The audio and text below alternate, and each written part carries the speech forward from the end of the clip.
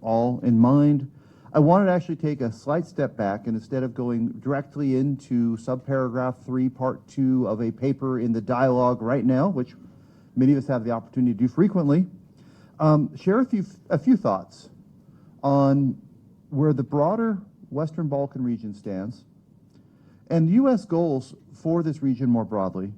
I want to discuss a few ideas of where we go from here, and I want to lay out some of the ways in which the United States is working with our partners to achieve common goals for Kosovo and for the region. So let me start with something that almost doesn't need to be said, but I'm going to say it anyway. I myself have spoken many times in my tenure as ambassador here, my predecessors have, and U.S. officials since the 1990s have spoken about our vision for Europe, of a region that is whole, free, and at peace, and our vision for the Western Balkans as part of a Europe that is whole, free, and at peace. And like many of my colleagues right now in the Biden administration, I've had the pleasure, the privilege, and the challenge of working on issues in this region across the span of my career. When I was thinking a little bit about what I would say to you this morning, I couldn't help but reflect on how different the Western Balkans feels and how different the Western Balkans are compared to when I first started working in the region, when I reported as the political military officer and human rights officer at the U.S. Embassy in Zagreb, Croatia in July of 1995. My interactions with people over the intervening years have left a deep impression on me.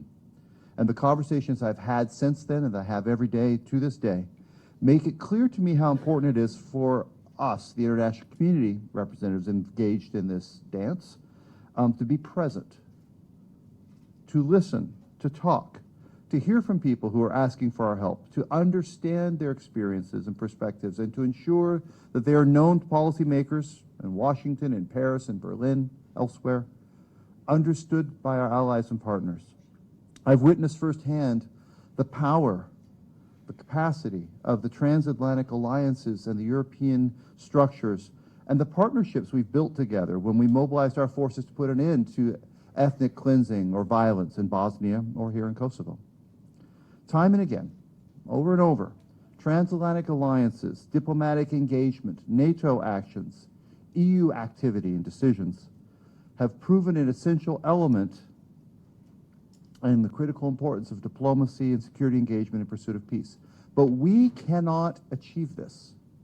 We can support it, we can facilitate it, but the people of the region have to be the leaders in seeing and advancing their own vision, and we are ready to stand fully in support of it in powerful, meaningful ways.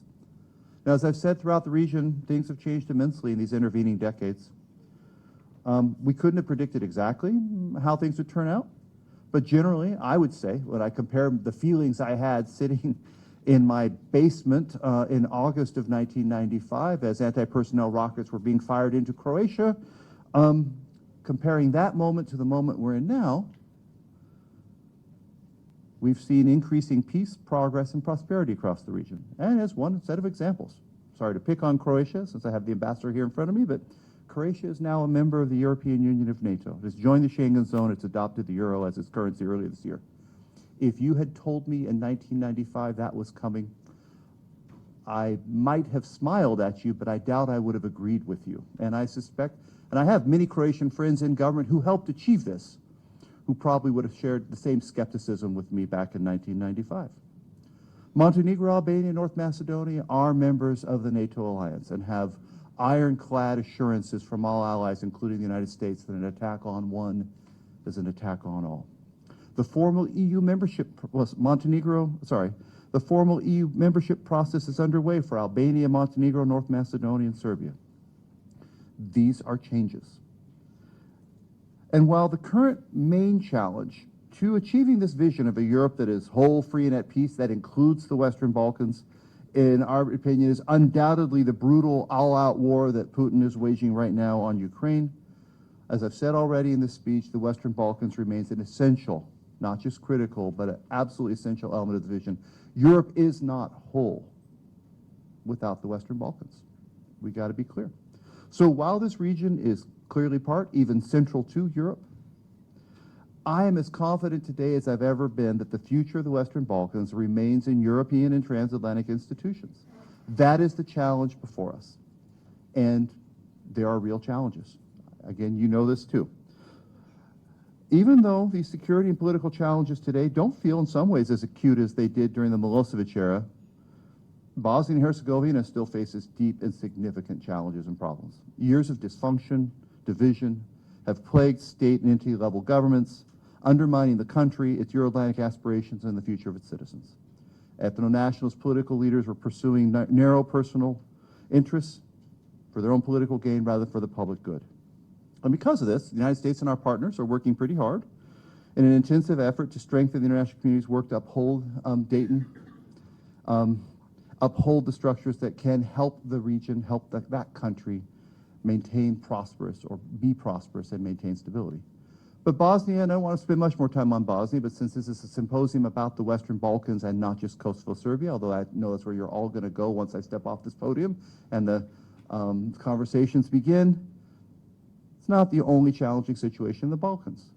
You know, we are working hard, all of us, I think, with regard to helping Kosovo and Serbia obtain stable and prosperous futures. Now, the U.S. vision for Kosovo, which I get to talk an awful lot about, remains one in which Kosovo is fully integrated into European and Euro-Atlantic structures.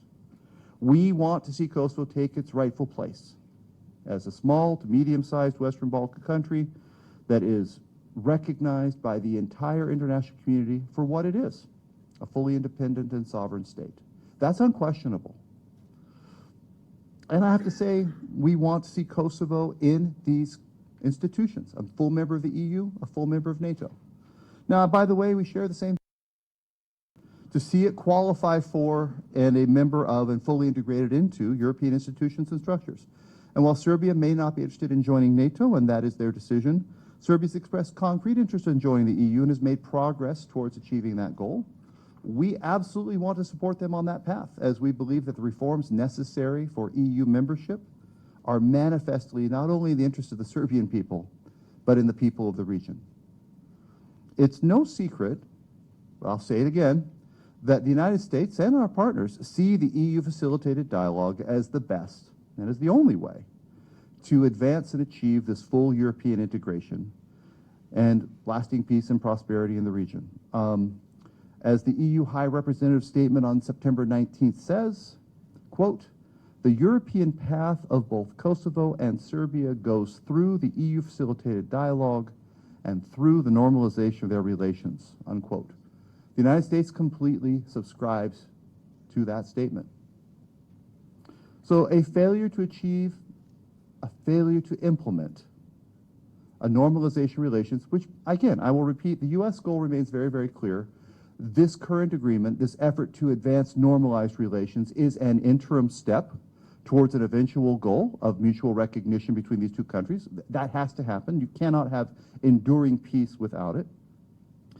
But a failure to advance, a failure to achieve normalized relations is and remains a major hurdle to the advancement of this region into European and Euro-Atlantic institutions with all of the concomitant consequences, not just for Kosovo and Serbia, but for the region. So what are we doing? Well, we're trying to support each country here to transform, to become a contributor to security rather than a source of problems and instability. It means that you will continue to see full-throated American support for the EU-facilitated dialogue.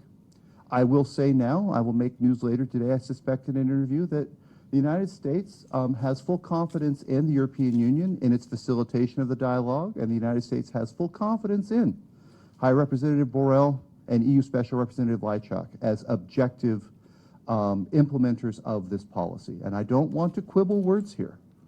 It's important for all the actors in this operation, in this process, to acknowledge the process they are in and to play poker with the cards they've been dealt.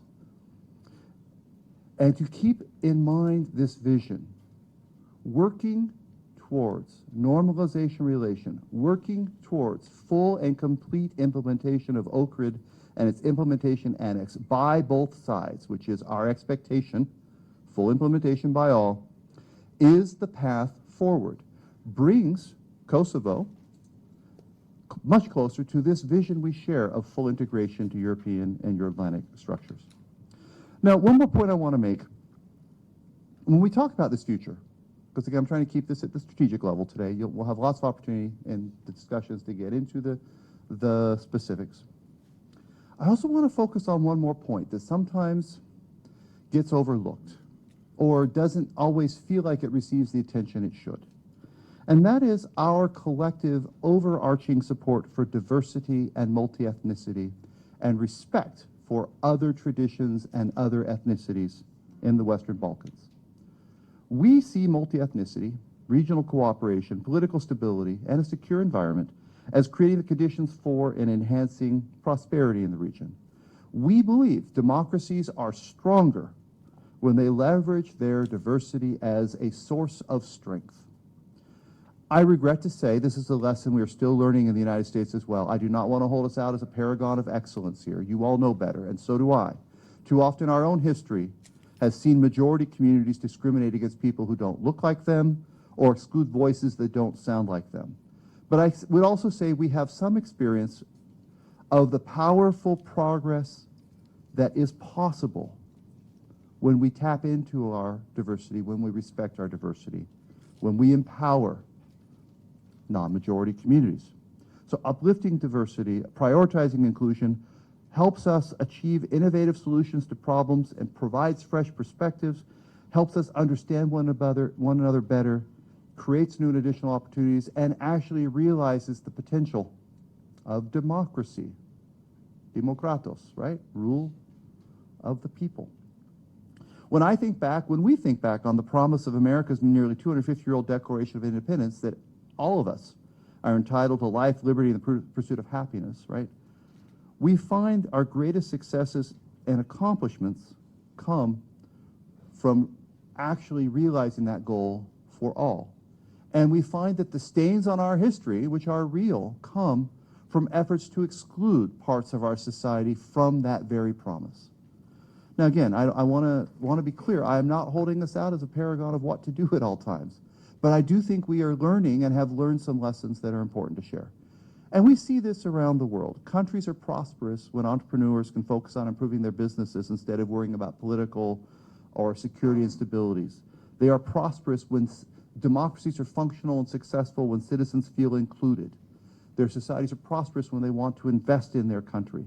They're prosperous when their democratic institutions deliver for all of their citizens. And people feel that they are empowered and they have the tools to hold their institutions to account. One last point. All of you here today, I think are doing just that for Kosovo and for the region. The fact that we're having this conversation means that you, to some extent, sign up to, are interested in, and want to advance some of these very ideals I've laid out. You're here because you accept that there are ideas that may differ from your own, and you want to understand them, that you believe in the power of constructive dialogue as a means to advance positive change. So I want to conclude by particularly recognizing the organizers of this summit, Jovana, Mentor, and Bart. Thank you. Thank you for your remarks. Thank you for pulling this together. I know it has been both some work, and at least based on my earlier conversations with all the last little while, at least, it's probably brought a little bit of unnecessary stress into your lives. So thank you for putting up with the stress and doing this. Thank you for taking the initiative to create a space for this dialogue, to invite us all to be part of this conversation. I hope you'll walk away from this initial set of ideas as a reflection of a commitment by the United States, and I think I can say by the international community, for seeing a vision of this region fully integrated into these European and Euro-Atlantic structures, and the hard truth that this is hard, and the path is the EU-facilitated dialogue for Kosovo and Serbia, which means engaging constructively, actively, positively in that process. To all of you, I hope this conversation you all are going to have provides some opportunities for breakthrough thinking on some of the most difficult challenges out there right now. I want to commit myself and my team to being engaged over the course of this summit and afterwards on these very issues. Thank you for your initiative, and I look forward to hearing about many successes coming out of all this. Thank you very much.